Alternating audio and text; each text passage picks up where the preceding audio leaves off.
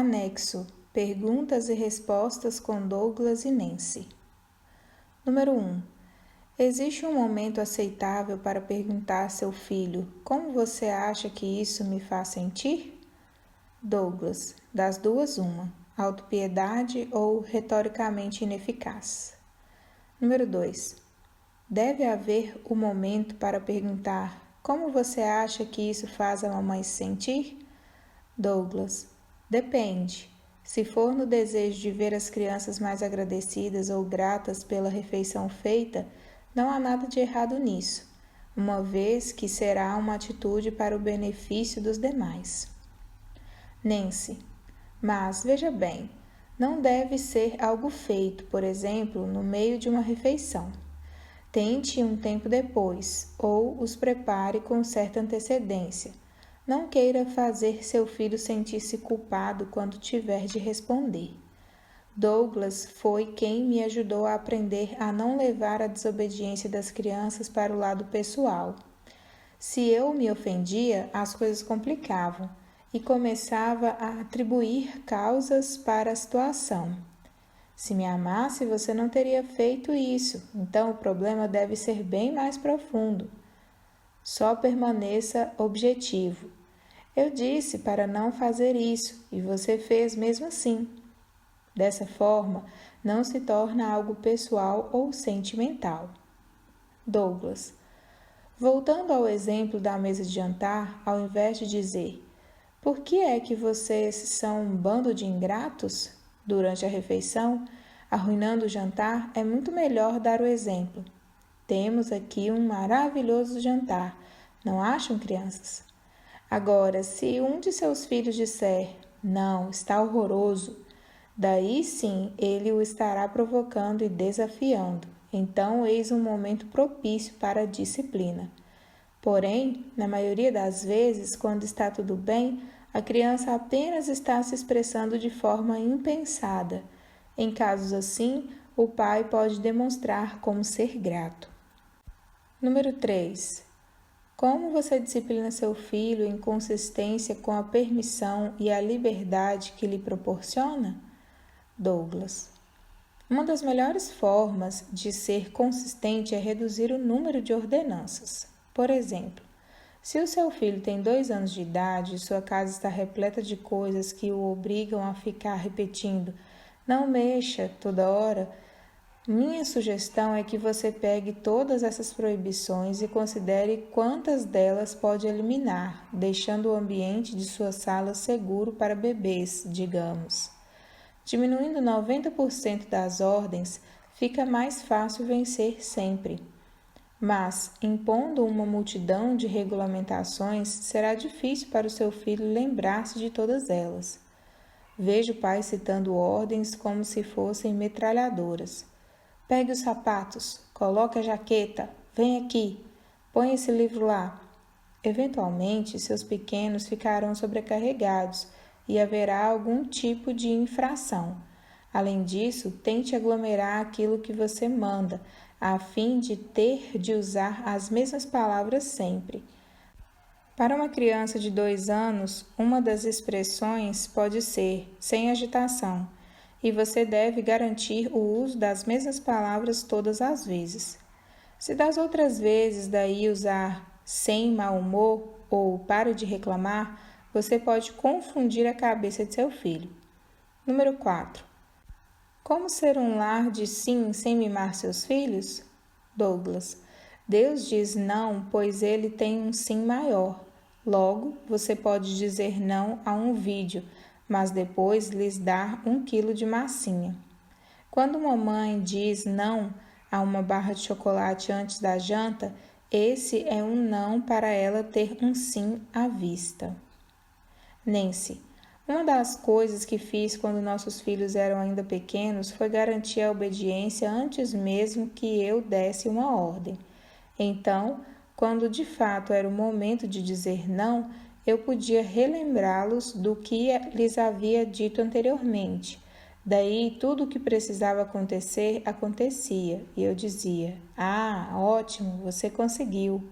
Outras vezes me lembro de ouvi-los reclamando, então eu falava para rebobinar a fita, sair da sala e entrar novamente, mas então com uma postura de gratidão. Trata-se de manifestar graça, mas também de dar instrução. Douglas.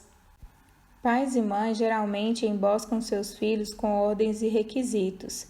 É como assistir a um jogador de futebol americano ficar encurralado pelo time adversário. Suponha que seja verão e seus filhos estejam brincando bastante e com muito calor e energia. Daí você sai para o quintal e diz: hora de entrar.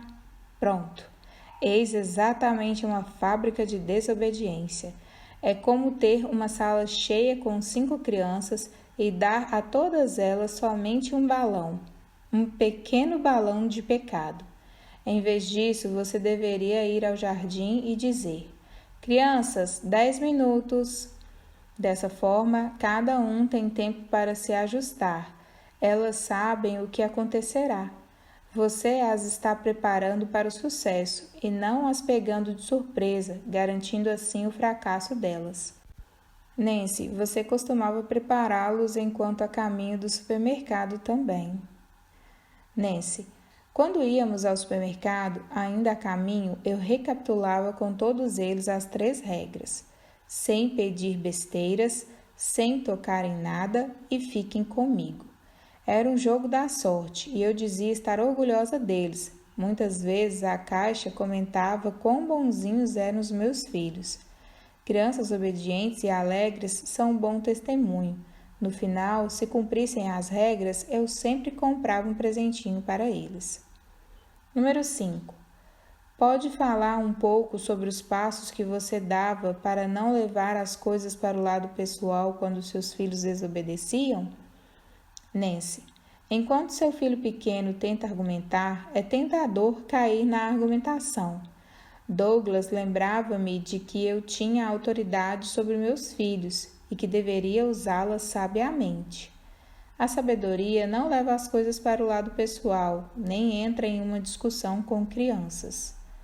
Douglas, acaba se tornando algo contraditório. Você já deve ter visto árbitros se intrometendo no jogo, saindo da imparcialidade. O pai e a mãe são os árbitros, vestindo a camisa da arbitragem. Eles não podem jogar por um time.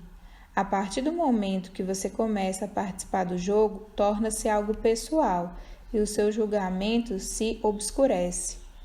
Nancy, às vezes eu me precipitava no não. Mamãe, posso comer um biscoito? Não, não pode.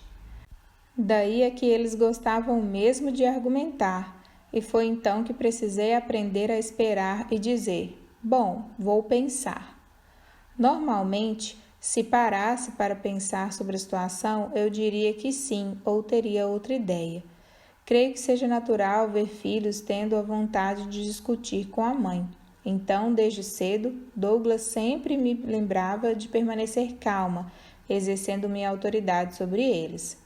Douglas era o meu suporte. Logo, se eles fossem insubordinados a mim, seriam insubordinados a ele, e ele me apoiava. Douglas, e isso traz de volta o que meu pai me ensinou: não desrespeite a sua mãe. Eu sabia que quando lidava com a minha mãe, eu estava lidando com o meu pai. E quis que meus filhos soubessem que, se estivessem lidando com a Nancy, estariam lidando comigo.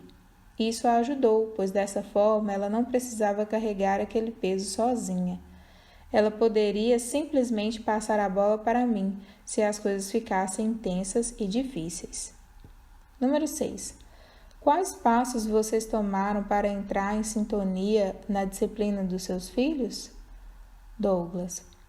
A Bíblia relata que todo cristão deve zelar por ter a mesma mentalidade. Logo, marido e mulher devem ter a mesma mentalidade quanto à disciplina e aos padrões de obediência. Que eu me lembre, nunca precisamos nos esforçar para tanto, dado que Nancy sempre quis que estivéssemos em sintonia. Porém, há outro lado importante. Filhos pequenos precisam de que o pai seja duro, mas não a mãe. Há um aspecto carinhoso e acolhedor que a mamãe precisa dar. E também um aspecto engole esse choro, não sangre no carpete, por parte do pai. Por causa disso, desentendimentos podem acontecer quando o homem pensa que a mulher deve ser exatamente como ele, ou quando a esposa acha que o marido deve ser igual a ela, não percebendo as oportunidades de amadurecimento que Deus deu aos filhos um pai, para que assim aprendam a ser firmes, e que Deus deu aos filhos uma mãe, para que assim não sejam duros o tempo todo. Nancy: se achasse o Douglas severo demais com alguém, ou que ele havia deixado algo passar, eu refletia a respeito, mas não falava daquilo na frente das crianças. Conversávamos mais tarde, sem que elas pudessem ouvir, sempre almejando uma frente unida. Tentar nos dividir era uma ofensa digna da disciplina física imediata. Se um deles me pedisse algo e eu dissesse não, ele não teria a permissão de pedir a Douglas. O não de um de nós era o suficiente. Além disso, pais tendem a ser mais duros com os meninos, mas mais moles com as meninas. Mães tendem a ser mais duras com as meninas e mais maleáveis com os meninos. Compreender essa tendência pode ajudá-lo a ser mais sensato com todos. Douglas: dialoguem a respeito. Fora das trincheiras com os pequeninos, certifique-se de repassar o que aconteceu. Quando seus filhos estiverem todos dormindo, certifique-se de conversar. Como foi? Como foi o dia? O que sente quanto ao seu relacionamento com fulano e ciclano? Como aquele incidente terminou? Certo, da próxima vez faremos o seguinte. Número 7. Como era conduzir os devocionais com as crianças? Douglas: fazíamos um monte de coisas diferentes. Nancy: assim que casamos, no primeiro dia, Douglas abriu a Bíblia e começou a lê-la para mim em voz alta, logo pela manhã. Douglas: quando as crianças começaram a chegar, a nossa agenda ficou confusa. Mudamos para a hora da janta. Que fosse a leitura da Bíblia, o uso do catecismo para discussão, a leitura de uma história bíblica, era entre o jantar e a sobremesa. Quando nossos filhos cresceram e já estavam na escola, todo o período do jantar era tomado pela ética bíblica e por conversas sobre situações da escola. A essa altura, as crianças estavam todas dispostas a relatar algum ocorrido e a fazer perguntas. Também líamos bastante em família, altas doses de Nárnia e Senhor dos Anéis. Talvez seja impreciso dizer que adorávamos em família. Tínhamos uma interpretação regular e contínua com a Bíblia e a Palavra de Deus, e diferentes coisas colocavam nossa fé cristã à prova, mas não havia uma liturgia estabelecida, com cânticos, oração inicial e leitura específica. Nancy: cada um começou a ler sua própria Bíblia assim que possível. Costumávamos orar todos juntos à noite. Assim que chegaram ao segundo fluxo do fundamental, Douglas deu início a um estudo bíblico voltado àquela etapa, e nós nos adaptávamos à idade deles. Número 8. Sendo específico, por um instante, quais podem ser as preocupações com, digamos, cobertas de segurança? Nancy: certa pessoa deu-me uma naninha como presente de chá de bebê. Era tão fofo, nosso bebê o pegava e esfregava o rostinho nele sem parar. Um dia eu disse: olha, meu bem, não é fofo? E Douglas disse: tire essa cobertinha da nossa casa. A princípio, achei que estivesse brincando, mas ele queria que nossos filhos estivessem seguros em nós, não no objeto como uma naninha. Douglas: aqui vai um qualitativo e então mais um exemplo. Não é o fim do mundo se o seu filho tiver uma naninha ou uma chupeta ou algo do tipo, mas é preciso cuidado com essas coisas. Por exemplo, recentemente estava no aeroporto e vi um time feminino de vôlei embarcando. Passando pela segurança, contei na fila em minha frente 6 delas com bichos de pelúcia e percebi que essas garotas não tinham segurança. Na posição de pais, quisemos enfatizar e priorizar nosso relacionamento e nossa dependência e nossa interação mútuos. Caso víssemos uma das crianças ficando sem ânimo ou até mesmo fazendo birra para chamar atenção, nós todos nos reuníamos e então dávamos mais atenção e afeição que o normal. Número 9. Como você estabelece prioridades acerca de pecados ou problemas a serem tratados quando o pai chega em casa? Douglas. Na verdade, é algo a ser decidido em união. As mulheres geralmente se especializam naquilo que chamo de grandes experimentos em telepatia e de o olhar de 1000 significados, enquanto os homens especializam-se em não ouvir aquilo que é gritantemente falado, em alto e bom tom. Mulheres reparam até demais no clima e nas tensões da sala. Já homens não prestam atenção o suficiente e nem naquilo que é declarado ou dito. O certo a fazer é não ter esse tipo de mal-entendimento acontecendo em frente das crianças. Vocês devem conversar a respeito quando estiverem revendo o que aconteceu. Por exemplo, se a obediência estiver de mal a pior, nós dois nos juntávamos, conversávamos a respeito e por vezes decidíamos ajustar algumas coisas. Colocávamos as crianças em fila e dizíamos a elas que vimos muitas disputas ou muita confusão ou qualquer outra coisa.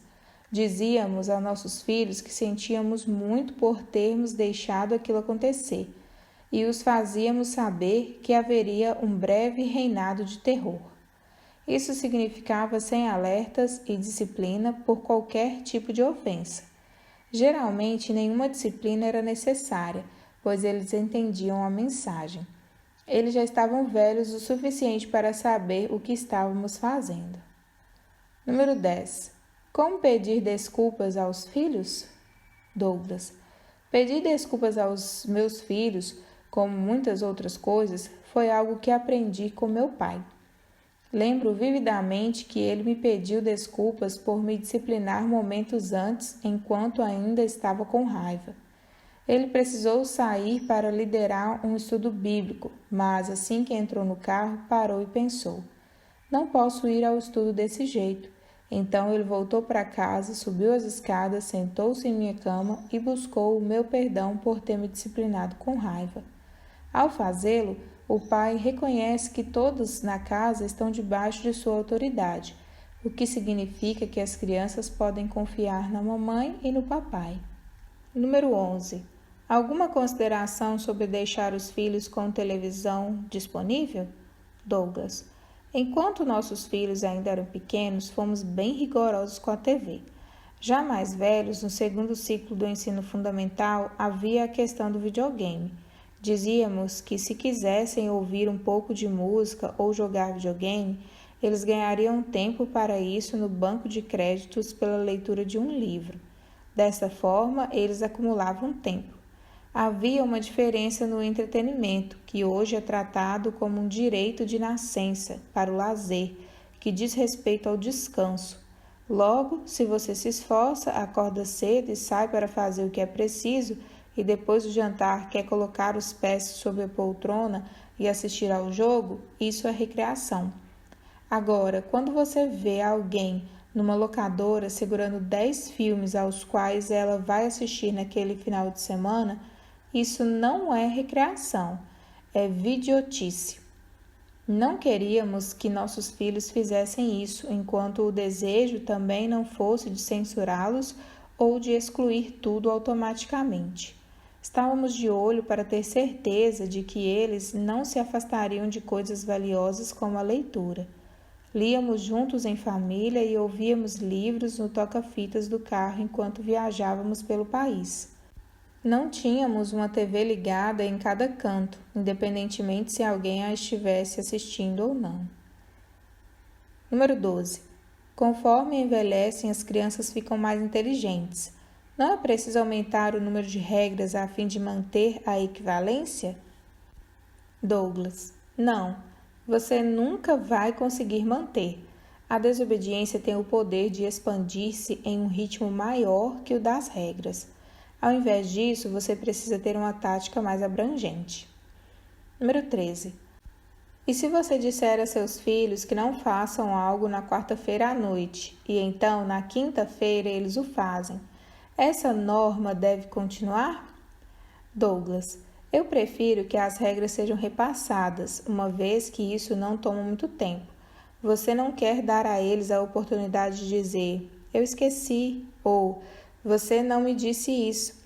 Assim, você cria oportunidades para a argumentação. O livro de Provérbios é o livro de um pai escrevendo para seu filho, e é impressionante o número de repetições que ocorre nele. Quando você precisa repetir para se fazer entendido, esse não é o sinal de um sintoma falho. Eu creio nisto, que Deus criou a criança com a necessidade de ouvir as mesmas coisas vez após vez. E quando feito com paciência, daí é que você mantém as coisas claras. Se você disse a elas que não façam algo a 15 segundos, a questão é desobediência. 24 horas dá a eles espaço para todo tipo de manobra. Número 14. Como fazer para se ajustar a crianças adotadas, em especial se você tem filhos que já conhecem as regras? Douglas: você precisa dar tempo a elas e garantir que todos na família saibam que está fazendo isso. Não espere que aquela criança que acabou de chegar desaprenda tudo em 24 horas. Ao mesmo tempo, não permita que o aprendizado dessa criança mantenha todos reféns. Deixe bem claro a todos que será algo difícil até que ela os conheça bem e todos eles a conheçam melhor. Certifique-se de dizer aos outros filhos que é isso que você está fazendo. Número 15. E quanto ao disciplinar crianças adotadas mais crescidas? Douglas: a regra que meu pai tinha era de cessar a disciplina física assim que o filho alcançasse entre os 10 e 12 anos. Queríamos que 99% de toda a disciplina física sobre as crianças fossem aplicados durante os primeiros 5 anos de vida e então, ao longo do primeiro ciclo do fundamental, apenas correções de cunho ocasional. No segundo ciclo, queríamos que toda a disciplina física já estivesse encerrada. No caso de crianças adotadas, você não sabe dizer como foi a experiência delas, mas mesmo que não tenham nenhuma lembrança de abusos ou qualquer coisa do tipo, todas as vezes que disciplinam a criança, você está preenchendo um cheque e, portanto, precisa ter dinheiro no banco. Suponha que a sua filha, aos 19 anos de idade, deseje sair com algum babaca e você diz não. Você está preenchendo um cheque de $100.000 por dizer isso e precisa ter esse dinheiro no banco. Da mesma forma, quando disciplina uma criança, o que você tem é um saque. Há depósitos emocionais suficientes, comprovantes positivos e assim por diante, que permitam aquela execução? Caso uma disciplina custe $100 e essa criança chegue em sua casa que está com 10 centavos guardados no banco, então você não tem dinheiro em sua conta para fechar as contas. Logo, eu sugiro um período de ajustes. Se você adotou crianças mais velhas, de 11 ou 12 anos, suponho que, em todo caso, já seja a hora de suspender a disciplina física. Número 16. O que fazer quando se extingue a disciplina física aos 12 ou 13 anos? Douglas: aos 12 anos, o rapazinho está a apenas 6 anos de alistar-se na marinha e ir para as Filipinas. Quando seus filhos forem para a faculdade, eles não terão de obedecer ao seu toque de recolher e serão obrigados a enfrentar o mundo por conta própria. Assim, os padrões dos pais devem ser internalizados a essa altura. Você deve partir do exoesqueleto da disciplina durante os primeiros anos de vida, passando à internalização de padrões quando atingirem a adolescência, e você conseguirá isso permitindo que consequências da vida real tomem o lugar das consequências artificiais. Quando seu filho de 3 anos desobedece e pula a grade de proteção que está no topo das escadas, você não quer que ele aprenda a lição por meio das consequências da vida real. Ao contrário, você introduz pequenas consequências artificiais. A disciplina física, nesse caso, tapas, é uma pequena porção administrável de dor, nada comparável com o que o mundo faria. Logo, pequenas coisas são apenas um modo de ensinar a seus filhos o princípio de desobediência significa dor, mas é a dor que faz com que o mundo deles não desabe. Dos 12 aos 18 anos, você os introduz às consequências do mundo real. Se quebrarem a janela do vizinho, eles é que pagam por isso. Se não aparecem no trabalho, você os faz ir ao empregador, caminhar até a porta dele e buscar seu perdão por não ter comparecido naquele dia. Não é a versão final e crua das consequências do mundo real, mas é algo que você vai se adaptando e ficando cada vez mais como o mundo real conforme eles envelhecem. Número 17. E se a criança disser que a disciplina física não a machuca? Douglas. Faça um alerta contra ser sugado por uma espiral constante e crescente de disciplina física. Todos perdem. A disciplina deve ferroar e doer, mas não prejudicar. Se o seu filho o desafia quando você o disciplina fisicamente, mostra não ser algo doloroso o bastante para que ele não queira que aquilo aconteça novamente. Então, ao invés de disciplinar 10 vezes com 3 tapas cada, é muito melhor disciplinar uma só vez com 10 tapas. Você quer vencer decisivamente na primeira leva. Sempre que possível, mantenha a disciplina simples e breve. Além disso, uma vez que a Academia Americana de Pediatria declarou qualquer tipo de disciplina física um abuso infantil, devo dizer que sim, existe o abuso infantil. Bater em seu filho ou discipliná-lo por muito tempo e muito severamente a ponto de prejudicá-lo é perverso. O fato de as pessoas chamarem qualquer forma de disciplina física de abuso infantil não significa que não exista abuso infantil ou que não exista isso em círculos cristãos conservadores. Você quer que as disciplinas sejam dolorosas, mas breves, e não prejudiciais. Nancy. Além disso, nunca usamos nossas mãos. Usamos um pequeno pedaço de madeira fina e uma colher de pau. Douglas. Creio que a mão seja pesada demais. É machucar em vez de picar. Além disso, se você não sabe disciplinar com as suas próprias mãos, você pode se machucar, ficar bravo e acabar maltratando a criança. As mãos devem estar associadas ao cuidado, à proteção, à alimentação, ao amor e não à agressão. Número 18.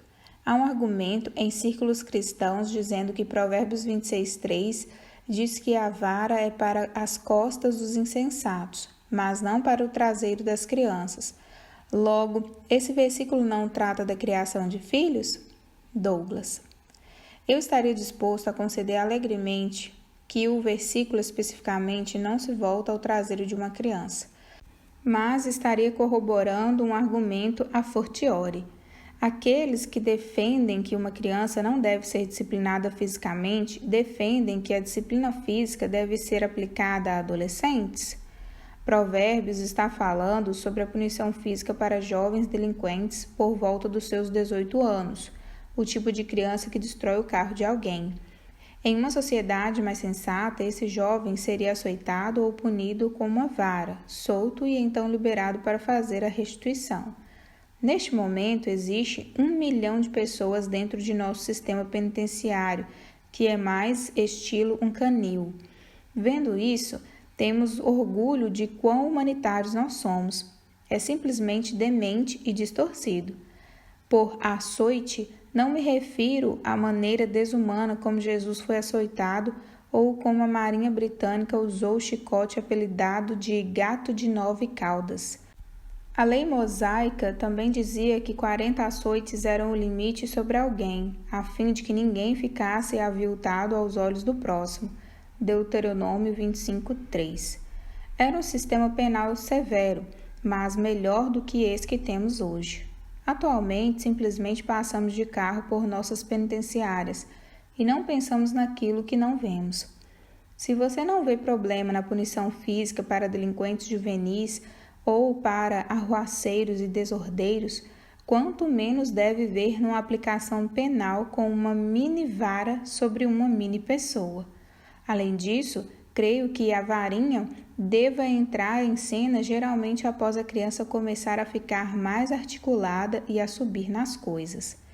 Ocasionalmente, você precisa dar um toque no bebê que ainda mama, mas deve ser algo bem sutil. É como dizer sem morder, entre aspas.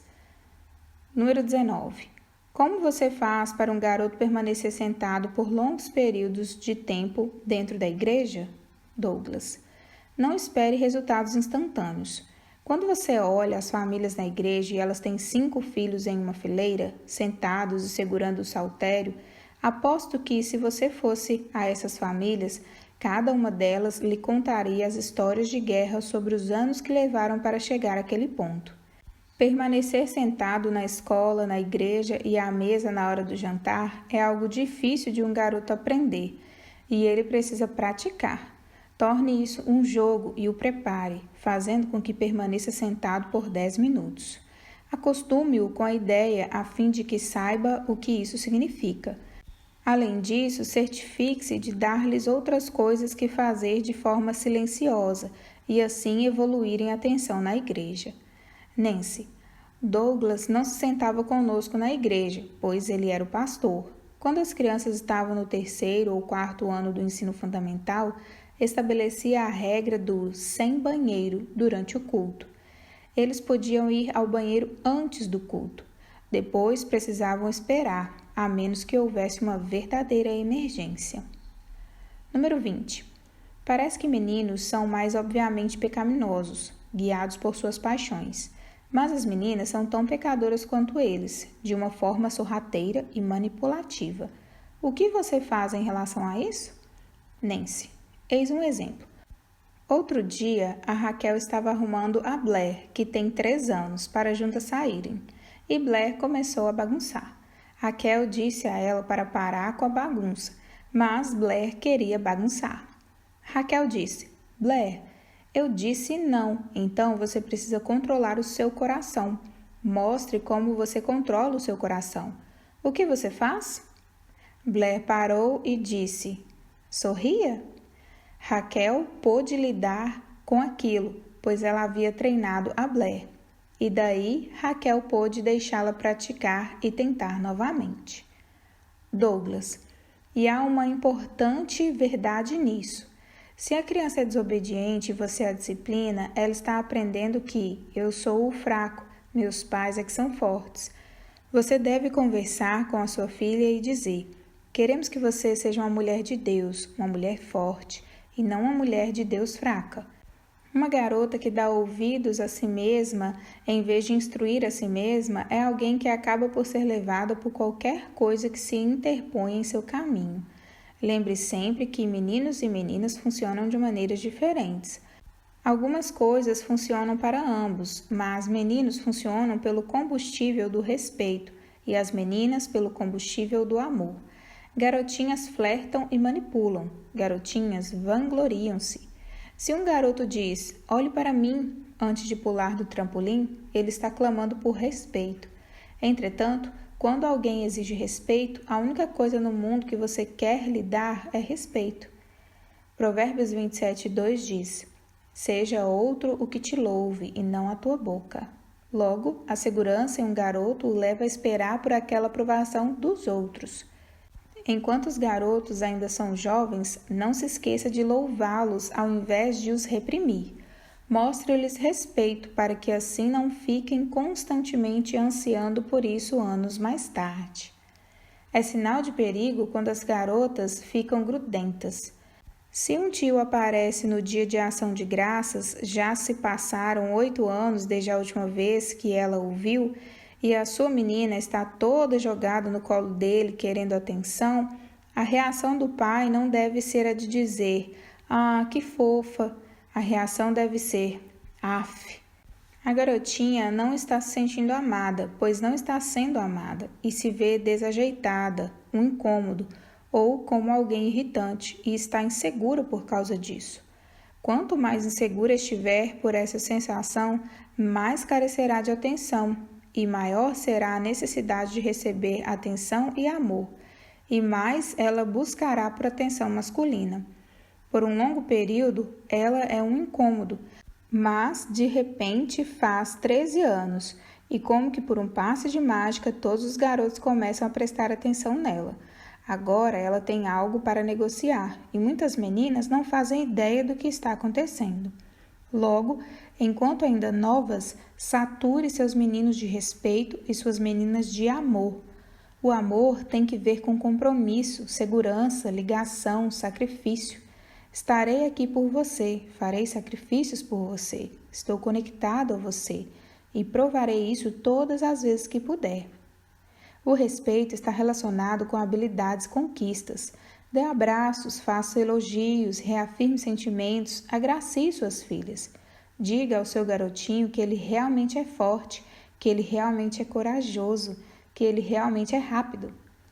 Número 21. E se houver uma briga e você não souber quem estava em pecado? Douglas. Esse era o tipo de situação que me fazia levar as crianças para o quartinho. Se fosse, ele fez também, não fiz. Não teria como ajustar as coisas piedosamente, mas estaria claro que ambos estavam em pecado. Então eu tiraria o brinquedo ou aquilo que estivesse causando a briga. Depois eu explicaria que ambos estavam em pecado e oraria com eles.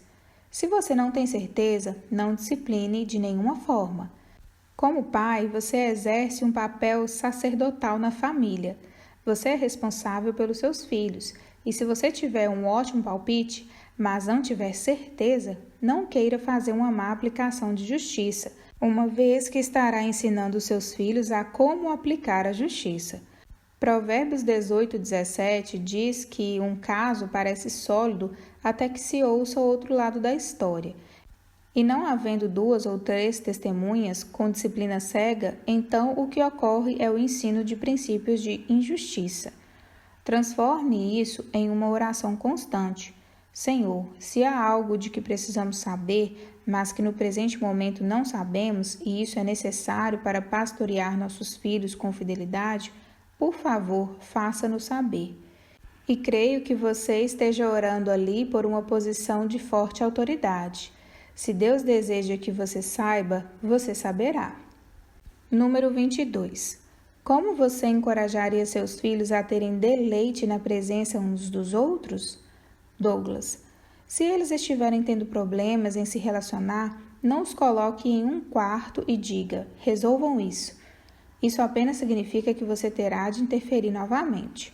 Ao contrário, sente-se com eles e deleite-se na presença deles. Mesmo que seja apenas brincando de massinha juntos, você pode demonstrar como ter prazer na companhia um do outro. Certifique-se de conduzir os comentários deles. Você viu o que a sua irmã fez? Elogie a irmã e faça com que a irmã elogie, e então inverta o cenário. Modele o que você deseja ver feito. Você não pode fazer isso eternamente, mas sempre que puder, incentive com energia. Como pai ou mãe, manifeste prazer, faça com que o seu filho perceba aonde você quer chegar. Número 23. Quando devemos dizer aos nossos amigos cristãos ou à família que algo parece estar errado? Douglas. Há muitos fatores. Primeiro, você está falando de filhos mais velhos que os seus? Se o seu filho mais velho tem 5 anos e você suspeita que o pai de um filho de 15 anos não o esteja conduzindo corretamente, isso intensifica o fardo da prova antes de dizer algo. Em segundo lugar, qual próximo você é dele? Suponhamos, vocês são colegas de trabalho. Ele é 10 anos mais velho que você, e os filhos dele são 10 anos mais velhos que os seus. Mas vocês são melhores amigos no trabalho. Isso reduz o fardo da prova de se você deve ou não dizer algo. Como mencionei em outro contexto, quando vai a alguém com uma preocupação, você está preenchendo um cheque. Logo, quanto dinheiro você tem no banco? Se você viu esse casal uma vez na igreja, então diria para não se voluntariar a nada. Mas se o pai desse garoto é seu irmão e vocês são muito próximos e você pode falar sobre qualquer coisa, exceto sobre isso, então você precisa descobrir uma maneira de falar a respeito. Além disso, Não apareça à porta da casa dele como um acusador ou como uma pessoa repleta de pronunciamentos dogmáticos. A primeira coisa a ser feita é perguntar se pode conversar com eles. Tenho algumas perguntas sobre como Zezinho tem se portado. Você se importaria se eu fizesse algumas perguntas? Se ele disser que não quer conversar sobre aquilo, então cale-se, retire-se e ore mais a respeito. Se ele disser que sim, claro, pergunte. Encoraja-o a primeiramente fazer perguntas genuínas, não afirmações. Vi isso acontecer. Você está ciente disso? Em vez de, para mim, parece ter acontecido assim, por isso vejo que é assim. É muito difícil discutir com perguntas. Se for um assunto delicado, diga, tenho certeza de que você e sua esposa pensaram bastante a respeito e estão preocupados com isso e têm orado. Como vocês têm lidado com isso? Como estão orando a respeito? Como podemos orar por vocês? Você pode conversar por meia hora ou 40 minutos sem apresentar nada que possa causar ofensas. Sou pastor, logo, se alguém vem a mim pedindo por conselho e se temos uma hora, uma boa meia hora ou mais durante esse tempo, sou eu fazendo perguntas. Número 24. O que é fundamental a ser feito durante o período em que seus filhos são aquele cimento molhado? Douglas, a melhor coisa que você pode fazer por seus filhos é aproveitá-los. Alguém disse a Nancy uma vez, só espere até você chegar à terrível época dos 2 anos de idade. Mas uma amiga lhe disse, ah, não, eu chamo essa idade de a idade dos maravilhosos 2 anos. É uma confusão, mas olhe para os seus filhos e pense, é a melhor coisa do mundo. Então, quando eles forem para o jardim de infância, prefira dizer, eis a melhor. Então, quando chegar no próximo estágio, essa é a melhor. Eu não sabia que continuaria a melhorar. Nancy, poderíamos fazer uma outra palestra sobre todas as coisas engraçadas e divertidas que nossos filhos fizeram. Sempre que eu saía e Douglas ficava em casa com as crianças, Raquel perguntava, posso cozinhar? E ele dizia, claro, vá cozinhar. Nunca tinha ouvido essa história até recentemente, mas Raquel disse que certa vez ela pegou alguns biscoitos, colocou azeite neles e os levou ao forno. Mas ela os esqueceu no forno e eles queimaram. Quando ela os trouxe para mostrar a Douglas, ele comeu um. Ela ficou muito satisfeita com isso. Douglas, a chave é entrar na dança. Você não negligencia ou honra ou abençoa a desobediência, mas deve abraçar todo o resto. Não tente frustrar ou evitar que algo aconteça. Número 25. Qual método escolar você acredita ser o melhor? Ensino domiciliar ou escola particular? Douglas, estimo que 1/3 de nossa igreja esteja matriculado na Logos School. Essa é uma escola cristã da qual Douglas Wilson é um dos fundadores. 1/3 é de famílias adeptas ao ensino domiciliar e 1/3 é misturado. Em Romanos 14, Paulo diz que há certas coisas que são indiferentes, a diáfora, sobre as quais os cristãos não devem brigar. Em minha opinião, métodos educacionais são uma dessas coisas. Se você está completamente convencido em sua mente, Deus abençoe e simplesmente faça o que vai fazer e não permita que ninguém o faça sentir-se culpado por fazê-lo. Há algumas vantagens e desvantagens em ambas as formas. A escola toma proveito da divisão do trabalho. O sujeito que realmente ama matemática pode ensinar matemática, e a mulher que ama inglês pode ensinar inglês.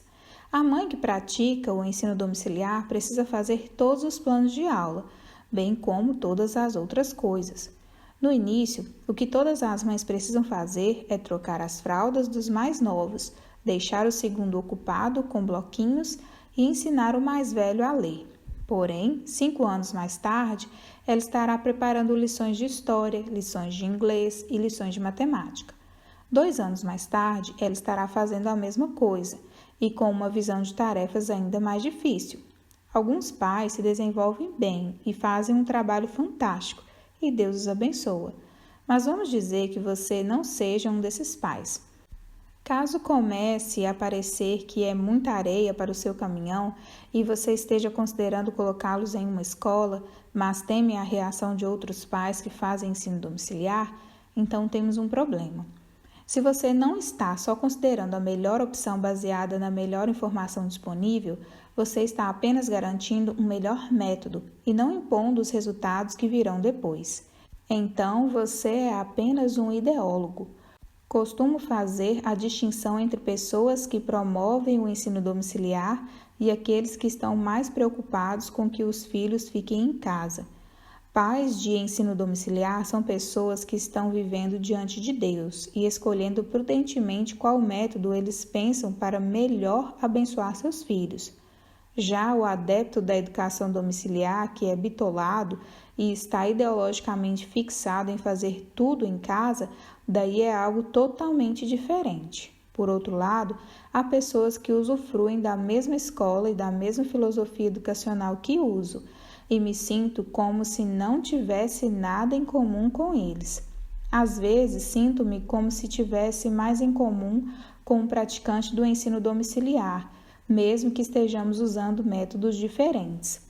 Considero como um ponto de orgulho pastoral o fato de termos uma congregação tão profundamente comprometida com a educação cristã por tantos anos e sem confusões a respeito. Demos socos em ponta de faca, discutimos e tivemos de apagar incêndios aqui e ali, mas sou grato por termos nessa comunidade uma variedade de métodos porque as pessoas buscam. Número 26. O que fazer em relação a padrões que você e a sua família têm, mas que outros membros da família ou amigos não? Douglas. Crianças têm mais de 2 olhos. Se elas tiverem problemas com o vovô, esse problema será exacerbado se você não falar sobre os problemas com o vovô. Se você não disser nada a respeito disso, resta um choque de culturas que precisarão compreender por si sós. Seria bom ter um tempo de conversa no carro no caminho para casa. Agora, filhos, vocês sabem por que não fazemos assim? Amamos o vovô e a vovó e nós os respeitamos muito, mas vocês veem que há algumas coisas que não fazemos? Creio que haja uma forma de conduzir as crianças nisso tudo, ensinando-as a obedecer aos avós e a respeitá-los, mas mantendo padrões. Nancy. Às vezes, os avós dão aos netos permissão de fazer alguma coisa e as crianças dizem: "Tá, vou pedir aos meus pais." Mesmo quando os avós dizem: "Ah, não, está tudo bem", é sempre bom que as crianças confirmem de qualquer forma. Douglas: Isso. Alguns pais pensam que o escape para isso é: "Não quero que meus filhos cresçam como eu cresci. Então vou tirá-los da minha família e não vamos visitá-los no Natal nem no Dia de Ação de Graças." Só para deixar claro, estamos falando sobre seres humanos comuns e civilizados aqui. Não estamos falando sobre você ir visitar o clube de motoqueiros, Hell Angels, Anjos do Inferno, durante o Dia de Ação de Graças. Alguns pais cristãos foram convertidos na universidade e dizem: "Vamos nos afastar de nossos pais, para que assim as crianças não tenham essa má influência." O que as crianças estão aprendendo a imitar é a distância entre o pai e o filho. Quando se deparar com algum problema com eles, qual será a resposta da criança? Modele seus filhos para aquilo que você deseja que façam por você. Você quer que eles priorizem a volta para casa durante os feriados? A melhor coisa do mundo que você pode fazer é modelar isso neles. Número 27. Douglas, você obviamente é muito produtivo. Quais as mecânicas de não levar trabalho para casa? Douglas, eu acredito em trabalhar e talhar, um pouco por vez. Isso se soma. Para pôr em perspectiva, tenho 60 anos agora e já escrevi muitos livros, mas minha primeira obra foi publicada quando eu tinha quase 40 anos. Enxergamos a época em que as crianças eram bem pequenas como o tempo de arar e plantar. Gastamos bastante tempo em família, cultivando esse relacionamento com as crianças, pois enxergamos que nossos filhos eram nossa motivação fundamental para fazer o que eu queria estar fazendo, em primeiro lugar. Naquela época, não havia internet ou iPhones, nem mesmo computador. Então, líamos durante as noites, eu liderava os times das crianças e saía com eles. Uma das coisas que escrevi em Wordsmith, meu livro sobre dicas para como ter uma vida de escrita, é que, se deseja escrever, você precisa ter vivido uma vida. Foram uns 20 bons anos, contudo, na construção da escola, ensinando meus filhos, fazendo estudos bíblicos com eles, voltando para casa para encontrar as crianças. Muitas das coisas que faço agora eu fazia naquela época. Estava me preparando. Era o que eu queria. Lembro muito bem que parte de nosso plano era assim. Moscou é um belo lugar para criar filhos e essa é a prioridade. Queremos uma família intacta. Depois que nossos filhos terminarem o ensino médio, então mudaremos para a costa leste e faremos algo lá. Eu queria deixar uma marca, mas na época em que meus filhos estavam no ensino médio, a edição por meio do desktop havia chegado e demos início à Credenda, Agenda, uma revista cultural e teológica cristã. Daí percebi que poderia fazer as coisas que desejava fazer de lá. John Owen escreveu um comentário sobre o livro de Hebreus que contém 7 volumes em fontes de números 6 ou 8 e os primeiros 2 volumes são apenas introdutórios. Imagino o que ele poderia ter feito em um computador. Quando olho para os comentários de Calvino sobre a Bíblia e então olho para o que ele fez resolvendo disputas em Genebra, aconselhando os governantes da cidade sobre questões políticas e tudo isso com os problemas de saúde que tinha, às vezes penso por que Deus não deu a Calvino uma biblioteca completa e um grande estoque de papel em branco para que pudesse escrever toda a sua sabedoria. Mas se Deus o tivesse colocado em uma torre de marfim como essa, ele não teria nada para contar. Você precisa de pessoas reais, vida real, tempo real. A glória do jovem é a sua força, mas a sua glória não é a sua paciência. 90% do que estou fazendo agora eu não fazia naquela época. Nancy, mas começamos uma escola. Coisas e mais coisas eram feitas. Várias reuniões do conselho. Quando a escola se mudou para a pista de patinação, tiveram que remodelá-la por completo. Logo tivemos momentos que chamávamos de momentos de nos prostrar, e esse foi um deles. Certa noite, Douglas chegou em casa às 11 da noite e lembro-me de dizer: "Uau, chegou cedo!" Mas a maior parte das vezes ele chegava em casa na hora do jantar. Douglas e Nate também construíram a maior parte de nossa casa e eles o fizeram durante o verão. Nate estava no 8º ano quando começaram, o que levou um tempo, e isso foi muito dos momentos que tiveram a sós. Douglas, essa foi a aula de economia doméstica que nenhum de nós nunca teve na escola. Número 28. Você fazia saídas estilo só com o papai? Douglas. Quando nossos filhos ainda eram pequenos, as manhãs de sábado costumavam ser minha vez de levar as crianças para sair, o que dava uma pausa para Nancy. Ela ficava em casa e eu saía com as crianças em grupo. Nancy. Costumava envolver donuts, a biblioteca e as montanhas de Moscou. Douglas. Quando eu levava as crianças para sair, geralmente a casa ficava calma, mas quando a Nancy saía... Nancy. Eu encontrava meias por toda parte quando chegava em casa. Douglas. Preciso explicar um jogo nosso. Eu fazia as crianças puxarem o sofá, pegarem todas as meias que havia na casa e enrolá-las com pequenas bolas. Sentava-se numa cadeira do outro lado da sala e então as crianças precisavam andar atrás do sofá com um chinelo na cabeça. O jogo era ver se eu conseguia derrubar o chinelo da cabeça delas. Era muito legal, mas então Nancy chegava em casa. Nancy, Bom, eles guardavam todas as meias, mas por dias ou semanas eu as encontrava em lugares estranhos e com certeza fazíamos os passeios de pijamas. Douglas, esses passeios aconteciam quando as crianças eram menores, da pré-escola até o fim do ensino fundamental. Fazíamos a hora de ir dormir, como sempre, cantando e orando, e os colocávamos todos na cama. E depois que estivessem deitados por uns 10 minutos, eu gritava: passeio de pijama! E todo mundo pulava da cama, corria e entrava de pijamas mesmo no carro. Então íamos à sorveteria Baskin Robbins ou visitar os avós. Depois voltávamos para casa e os colocávamos na cama. Número 29. Você se esforçou para priorizar algum filho? Douglas, na verdade, não precisamos. Tivemos 3 e eles tinham 2 anos de diferença um para o outro.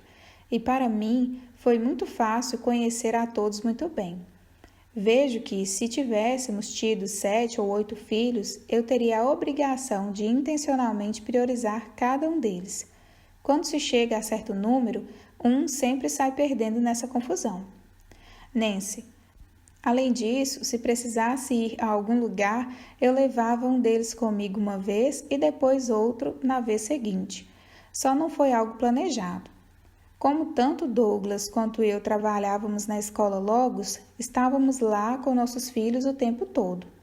Douglas, ainda mais quando as crianças ficarem mais velhas, queríamos que nossos filhos tivessem a liberdade de trazer seus amigos e que eles pudessem simplesmente aparecer.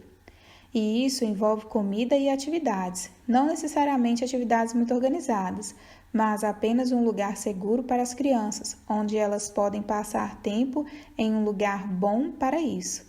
Nunca fizemos questão de insistir em dizer: você deve ficar em casa ou tem que ser aqui, mas tinha de ser um lugar onde as crianças gostassem de se divertir. Além de tudo, assim ficava mais fácil de vigiar.